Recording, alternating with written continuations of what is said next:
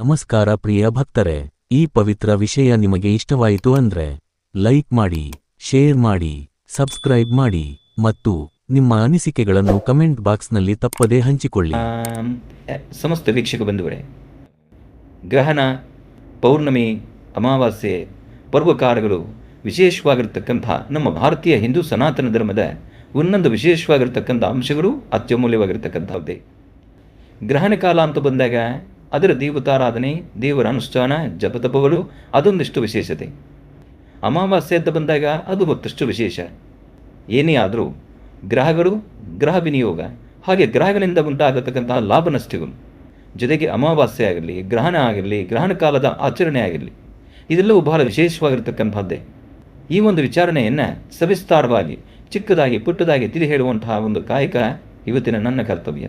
ಸಮಸ್ತ ವೀಕ್ಷಕ ಬಂಧುಗಳು, ಗ್ರಹಣದ ಬಗ್ಗೆ ಒಂದಷ್ಟು ವಿಚಾರಗಳನ್ನು ತಿಳ್ಕೊಳ್ತಾ ಇದ್ದೀರಿ. ಮೊದಲನೇದಾಗಿ, ಗ್ರಹಣ ಎಂಬತಕ್ಕಂಥದ್ದು ನಮ್ಮ ಭಾರತ ದೇಶಕ್ಕೆ ಕಾಣದಿರತಕ್ಕಂಥದ್ದು. ಅಂದರೆ ಗ್ರಹಣದ ಆಚರಣೆ ನಮ್ಮ ಭಾರತಕ್ಕಿಲ್ಲ. ಹಾಗಿದ್ದರೂ ಸಹಿತ ಗ್ರಹಣದ ಆಚರಣೆ ಇಲ್ಲ ಅಂತ ನೀವು ಹೇಳಿದ್ರು ಗ್ರಹಣದ ಬಗ್ಗೆ ಮಾತಾಡ್ತಿದ್ರಲ್ಲ ಅನ್ನೋ ಮಾತು ನಿಮ್ಮಲ್ಲಿ ಇರ್ಬೋದು. ಅದರ ಒಂದು ವಿಚಾರ ತಿಳ್ಕೊಳ್ಳಿ, ತಂದೆ ತಾಯಿ ಅವರಿಗೆ ಮಿಗಿಲಾದಂಥವ್ರು ಮತ್ತೊಬ್ಬರಿಲ್ಲ. ಹಾಗೆ ಸೂರ್ಯ ಚಂದ್ರ ಅವರಿಗೆ ಮಿಗಿಲಾದಂಥವರು ಮತ್ತೊಬ್ಬರಿಲ್ಲ. ಸೂರ್ಯ ಅಂದರೆ ತಂದೆ, ತಾಯಿ ಅಂದರೆ ಚಂದ್ರ. ಸೂರ್ಯ ಚಂದ್ರನ ನಾವು ಹೇಗೆ ಆರಾಧನೆ ಮಾಡ್ತೀವೋ ಹಾಗೆ ತಂದೆ ತಾಯಿನ ಎಷ್ಟು ಹೃದಯದಲ್ಲಿಟ್ಟು ಆರಾಧನೆ ಮಾಡ್ತೀವೋ ನಮ್ಮ ಎರಡು ಕಣ್ಗಳೇ ತಂದೆ ತಾಯಿ ಅಂತ ಹೇಳ್ತೀವಿ. ಹಾಗಿದ್ದ ಮೇಲೆ ಸೂರ್ಯನಾರಿ, ಚಂದ್ರನಾರಿ ಎಂಬತಕ್ಕಂಥದ್ದು, ತಂದೆ ತಾಯಿ ಎಂಬತಕ್ಕಂಥದ್ದು. ಹಾಗೆ ಪ್ರಸ್ತುತ ಸಂಭವಿಸ್ತಿರ್ತಕ್ಕಂಥದ್ದು ಸೂರ್ಯನಿಗೆ ವಿಶೇಷವಾಗಿರ್ತಕ್ಕಂಥ ಈ ಒಂದು ಸೂರ್ಯಗ್ರಹಣ. ಈ ಸೂರ್ಯಗ್ರಹಣ ಭಾರತಕ್ಕೆ ಕಾಣುವುದಿಲ್ಲ, ಆದರೆ ಗ್ರಹಣ ಇದೆ. ತಾವೆಲ್ಲ ಒಪ್ಪಬೇಕಾದಂಥ ವಿಚಾರ ಒಂದಿದೆ. ಇಲ್ಲೇನಪ್ಪ ಅಂದರೆ, ನಮ್ಮ ಭಾರತಕ್ಕೆ ಕಾಣದಿರತಕ್ಕಂಥ ಗ್ರಹಣದ ಬಗ್ಗೆ ಇಷ್ಟೊಂದು ಕಲ್ಪನೆ ನಮಗೆ ಯಾಕೆ ಬೇಕು ಅಂತ ತಾವು ಹೇಳ್ತೀರಿ. ಒಪ್ಕೊಳ್ಳೋಣ. ಆದರೆ ಗ್ರಹಣ ಇರೋದು ಸತ್ಯನಾ? ಗ್ರಹಣ ಇರದೇ ಸತ್ಯ ಆದಮೇಲೆ ಅದರಿಂದ ಸಂಭವಿಸುವಂತಹ ಒಂದಷ್ಟು ಸಮಸ್ಯೆಗಳು, ದೋಷಗಳು ಅದಿರೋದು ಸತ್ಯವೇ.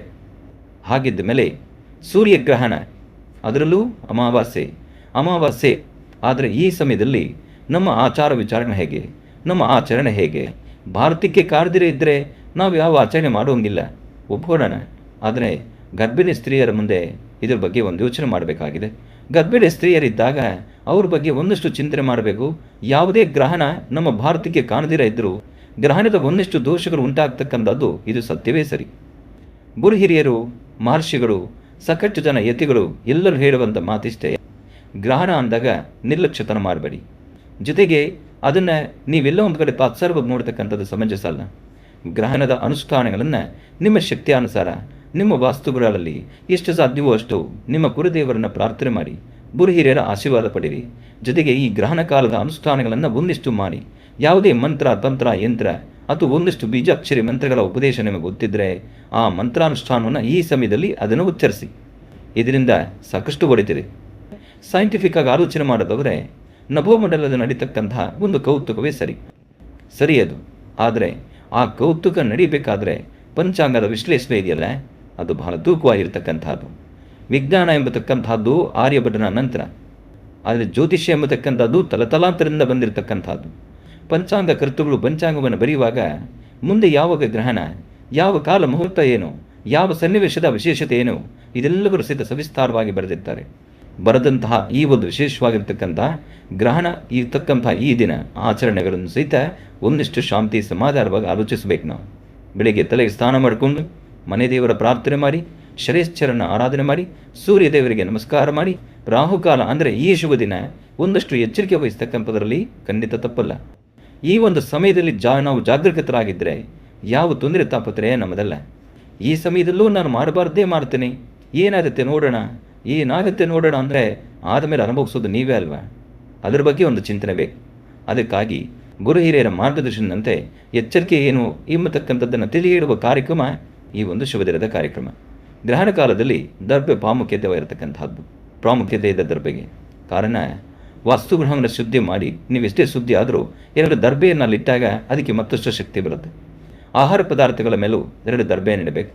ಹಾಗೆ ಏನೇ ಮಾಡಬೇಕಾದರೂ ಅದಕ್ಕೆ ಅದರದೇ ಆದಂಥ ಒಂದು ಕ್ರಮ ಇದೆ. ಆ ಕ್ರಮದ ಆಚರಣೆಗೆ ದರ್ಬೆ ಬಹಳ ಪ್ರಾಮುಖ್ಯತೆ. ದರ್ಬೆ ಮನುಷ್ಯನ ಹುಟ್ಟಿನಿಂದ ಸಾಯುವವರೆಗೂ ಪ್ರತಿಯೊಂದು ಕಾಲಗಳಲ್ಲೂ ದರ್ಬೆಯ ಪ್ರಾಮುಖ್ಯತೆ ಬಹಳ ವಿಶೇಷವಾಗಿರ್ತಕ್ಕಂಥದ್ದು. ಹಾಗಾಗಿ ದರ್ಬೆ ಗ್ರಹಣ ಕಾಲದಲ್ಲಿ ಬಹಳ ಪ್ರಾಮುಖ್ಯತೆ ಇದೆ. ದರ್ಬೆ ಸೀತಾದೇವಿ ಭೂಮಿಯಲ್ಲಿ ಹೋದಾಗ, ಅಂದರೆ ಅಗ್ನಿ ಪ್ರವೇಶ ಆದ ನಂತರ ಸೀತೆ ಪಾವಿತ್ರಳು ಎಂಬತಕ್ಕಂಥ ವಿಚಾರ ಗೊತ್ತಾದ ಮೇಲೂ ಸಿದ್ಧ ತಾಯಿಯ ಮಡಿಲೆ ಸೇರಲಿಕ್ಕಾಗಿ ಸೀತೆ ಭೂಮಿಗೆ ಹೋಗ್ತಾಳೆ. ಯಾಕೆಂದರೆ ಭೂತಾಯಿಯ ಮಗಳು ಸೀತೆ.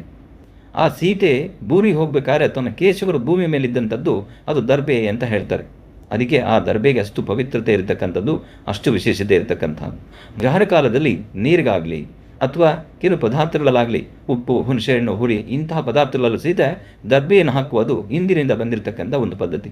ಆ ಪದ್ಧತಿ, ಆಚಾರ, ವಿಚಾರ ಇದೆಲ್ಲವೂ ಸಹಿತ ಅಂದಿನಿಂದ ಇಂದಿನವರೆಗೂ ನಡ್ಕೊಂಡು ಬಂದಿದೆ. ಗ್ರಹಣ ಎಂಬತಕ್ಕಂಥದ್ದು ನಮ್ಮ ಭಾರತಕ್ಕೆ ಕಾಣೋದಿಲ್ಲ ನಿಜ. ಆದರೆ ಗ್ರಹಣದ ಆಚರಣೆ ಒಂದಿಷ್ಟು ಜನ ಮಾಡ್ತಾರೆ. ಕಾರಣ ಸೂರ್ಯಚಂದ್ರರು ನಮ್ಮ ಭಾರತ ದೇಶಕ್ಕೆ ಕಾಣದಿದ್ದು ಸೂರ್ಯಚಂದ್ರರು ಒಬ್ಬೊಬ್ಬರೇ. ಆ ಒಬ್ಬೊಬ್ಬರೇ ಅಂದಾಗ ಅವರಿಗೆ ಗ್ರಹಣ ಸಂಭವಿಸುವಂತಹ ಕಾಲ ಒಂದಿಷ್ಟು ಜಪ ತಪ ಅನುಷ್ಠಾನಗಳನ್ನು ಮಾಡತಕ್ಕಂಥದ್ದು. ಗ್ರಹಣದ ಆಚರಣೆ ಒಂದಿಷ್ಟು ಜನ ಮಾಡೋರಿದ್ದಾರೆ, ಮಾಡದಿರತಕ್ಕಂಥವ್ರಿದ್ದಾರೆ. ಹಾಗಂತ ಸಂಪೂರ್ಣವಾಗಿ ಭಯಪಡಬೇಕಾದ್ದಿಲ್ಲ. ಯಾಕೆಂದರೆ ಅದರ ಬಿಂಬಗಳು, ಅದರ ಕಿರಣಗಳು ಅಷ್ಟು ನಮ್ಮ ಮೇಲೆ ಬೀಳ್ತಕ್ಕಂಥದ್ದಿಲ್ಲ. ಹಾಗಾಗಿ ಧೈರ್ಯದಿಂದ ಇರ್ಬೋದು. ಆದರೆ ಗರ್ಭಿಣಿ ಸ್ತ್ರೀಯರು, ವಯಸ್ಸಾಗಿರ್ತಕ್ಕಂಥ ಹಿರಿಯರು, ಸಣ್ಣ ಪುಟ್ಟ ಮಕ್ಕಳು ಒಂದಿಷ್ಟು ಎಚ್ಚರಿಕೆ ಇರತಕ್ಕಂಥದ್ದು ಭಾಳ ಉತ್ತಮನೇ ಸರಿ. ಇದು ದೇಶಾಚಾರ ಪದ್ಧತಿ. ಒಂದೊಂದು ಭಾಗಗಳಲ್ಲಿ ಒಂದೊಂದು ಪದ್ಧತಿ, ಆಚಾರ ಇದೆ. ಅಂತಹ ಆಚಾರ ವಿಚಾರಗಳ ಬಗ್ಗೆ ನಾವು ತಿಳ್ಕೊಳ್ಳೋದಾದರೆ ನಾವು ತಿಳ್ಕೊಳ್ಬೇಕಾಗಿರ್ತಕ್ಕಂಥದ್ದು, ಜೊತೆಗೆ ಆಚರಿಸಬೇಕಾಗಿರ್ತಕ್ಕಂಥದ್ದು, ಭಕ್ತಿಯಿಂದ ಭಗವಂತನ ಪ್ರಾರ್ಥನೆ ಮಾಡ್ತಾ ಅನುಷ್ಠಾನಗಳನ್ನು ಮಾಡತಕ್ಕಂಥದ್ದು ಬಹಳ ವಿಶೇಷ. ಗ್ರಹಣ ಅಂತ ಬಂದಾಗ ಪ್ರತಿಯೊಬ್ಬರ ಜಾತಕದಲ್ಲೂ ಒಂದು ಆತಂಕ ಹುಟ್ಟುಕೊಳ್ಳುತ್ತೆ, ಒಂದು ಭಯ ಇರುತ್ತೆ. ಆತಂಕ, ಭಯ ಎಂಬತಕ್ಕಂಥದ್ದು ಬರೋದೇ ಈ ಗ್ರಹಣ. ಗ್ರಹಣಕ್ಕಿಂತ ಮುಖ್ಯವಾಗಿ ಈ ಬಾರಿ ನಾವು ತಿಳ್ಕೊಳ್ಬೇಕಾದ್ದು ಅಮಾವಾಸ್ಯೆ. ಪ್ರತಿಯೊಬ್ಬರ ಜಾತಕದಲ್ಲೂ ಅಮಾವಾಸ್ಯೆ ಅಂತ ಗೊತ್ತಾದ ತಕ್ಷಣ ಅವರಿಗೆ ಅರಿವಿಲ್ಲದ ರೀತಿ ಭಯ ಶುರುವಾಗಿರುತ್ತೆ. ಅದು ಭಯ ಇಡಿಸ್ತಕ್ಕಂಥದ್ದಲ್ಲ, ಭಯ ಬರ್ತಕ್ಕಂಥದ್ದು. ಕಾರಣ ಅಮಾವಾಸ್ಯೆ ಕತ್ಲು, ಅದೆಲ್ಲರಿಗೂ ಗೊತ್ತಿರುವಂಥ ವಿಚಾರ. ಸಂಪೂರ್ಣವಾಗಿ ಕಾಡಿದತ್ತಲಿರ್ತಕ್ಕಂತಹ ಕಾಲ ಆಗಿಬಿಡುತ್ತೆ. ಕತ್ಲು ಆವರಿಸಿದಾಗ ಎಂತಹ ವ್ಯಕ್ತಿಗಾದರೂ ಭಯ ಎಂಬತಕ್ಕಂಥದ್ದು ತಾನಾಗಿ ಬಂದ್ಬಿಡುತ್ತೆ. ಆದರೆ ಗ್ರಹಣ ಕಾಲ, ಇದು ಗ್ರಹಣ ಕಾಲ ಸಿದ್ಧ ಕತ್ಲಾಗ್ತಕ್ಕಂಥದ್ದೇ. ಯಾಕೆಂದರೆ ಆ ಬೆಳಕನ್ನೇ ಆವರಿಸ್ಬಿಡುತ್ತೆ. ನೋಡಿ ಎಂತಹ ಒಂದು ವಿಶೇಷವಾಗಿರ್ತಕ್ಕಂಥದ್ದು, ಎಂತಹ ಒಂದು ವಿಶೇಷವಾಗಿರ್ತಕ್ಕಂಥ ಸಂಗತಿಗಳಿದೆ. ಗ್ರಹಣ ಅಂತ ಆದಾಗಲೂ ಕತ್ಲಾಗುತ್ತೆ, ಅಮಾವಾಸ್ಯೆ ಅಂತಿದ್ದಾಗಲೂ ಕತ್ಲಿರುತ್ತೆ. ಅಂತಹ ಕತ್ತಲು ಆವರಿಸುವಾಗ ಭಯ ಎಂಬತಕ್ಕಂಥದ್ದು ಸಹಜವಾಗಿ ಬರುತ್ತೆ.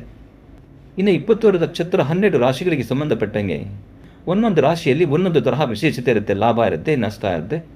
ಗ್ರಹಣದಿಂದ ಒಂದಷ್ಟು ಜನಕ್ಕೆ ಹೊಡಿತಾ ಆಗ್ಬೋದು, ಕೆರಕು ಆಗ್ಬೋದು.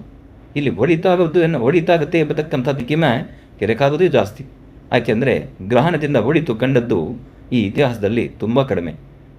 ಗ್ರಹಣ ಆಯ್ತಪ್ಪ, ನನಗೆ ಒಳ್ಳೆಯದಾಯಿತು, ಯಾರ ಬಾಯಲ್ಲೂ ಇಲ್ಲ. ಗ್ರಹಣ ಬರ್ತಿದೆ, ಈಗಾಗಲೇ ಸಮಸ್ಯೆ ಶುರುವಾಯಿತು, ಇದು ನಾವು ಕಂಡಿದ್ದೀವಿ. ಗ್ರಹಣ ಬಂದಾಯಿತು, ಕಷ್ಟ ಅನುಭವಿಸಿದ್ವಿ, ಇದು ನಾವು ಕಂಡಿದ್ದೀವಿ. ಗ್ರಹಣ ಬಂದದ್ದೇ ಬಂತು, ನಮ್ಮ ವಾಸ್ತುಗೆ ದೊಡ್ಡ ಗ್ರಹಣ ಬರದಂಗಾಯಿತು, ಈ ಮಾತನ್ನು ನಾವು ಕೇಳಿದ್ದೀವಿ. ಇಂಥ ಒಂದು ಪ್ರಕ್ರಿಯೆಗಳು, ಇಂಥ ಒಂದು ಸಮಸ್ಯೆಗಳು ಎದುರಾದ್ದರಿಂದ ಇಲ್ಲಿ ಬಹಳ ಜೋಪಾನ ಬೇಕು, ಎಚ್ಚರಿಕೆ ಬೇಕು, ಜವಾಬ್ದಾರಿ ಬೇಕು. ಇನ್ನು ಕುಂಭರಾಶಿ ರಾಷ್ಟ್ರಾಧಿಪತಿ ಶನೈಶ್ಚರ. ರಾಷ್ಟ್ರಾಧಿಪತಿ ಶನೈಶ್ಚರನಾದರೂ ಕುಂಭರಾಶಿಯವರಿಗೆ ಈ ಬಾರಿ ಸಂಭವಿಸಿರ್ತಕ್ಕಂಥ ಸೂರ್ಯಗ್ರಹಣದಿಂದ ಯಾವುದೇ ಸಮಸ್ಯೆಗಳಿಲ್ಲ, ಭಯಪಡಬೇಕಾದ್ದಿಲ್ಲ, ಧೈರ್ಯವಾಗಿರಿ. ಆದರೆ ಧರ್ಮ, ಸಂಸ್ಕೃತಿ, ಸಂಪ್ರದಾಯ, ಆ ಸಂಪ್ರದಾಯಬದ್ಧವಾದಂಥ ಧರ್ಮ ಮಾರ್ಗದಲ್ಲಿ ನಾವು ನಡೆದರೆ ಹೆಚ್ಚಿನ ಫಲವನ್ನು ಸಿದ್ಧಪಡಿಸ್ಕೊಳ್ಬೋದು. ಧರ್ಮವನ್ನು ಬಿಟ್ಟು ಅಧರ್ಮಕ್ಕೆ ನಾವು ಮಾತಾಡಿದ್ರೆ ಅಥವಾ ಅಧರ್ಮಕ್ಕೆ ಒಂದು ಹೆಜ್ಜೆ ಹಾಕಿದ್ರೆ ಕಟ್ಟಿಟ್ಟ ಬುದ್ಧಿ ಸಮಸ್ಯೆ ಎಂಬತಕ್ಕಂಥದ್ದು. ಸಾಧ್ಯವಾದಷ್ಟು ನಾವು ಗುರು ಹಿರಿಯರಲ್ಲಿ ನಮಸ್ಕರಿಸಿ ಅವರ ಮಾರ್ಗದರ್ಶನ, ತಂದೆ ತಾಯಿ ಆಶೀರ್ವಾದ ಇದು ಬಹಳ ಮುಖ್ಯ. ಈ ಶುಭ ದಿನ ಒಳ್ಳೆಯದಾಗಲಿ, ಶುಭವಾಗಲಿ.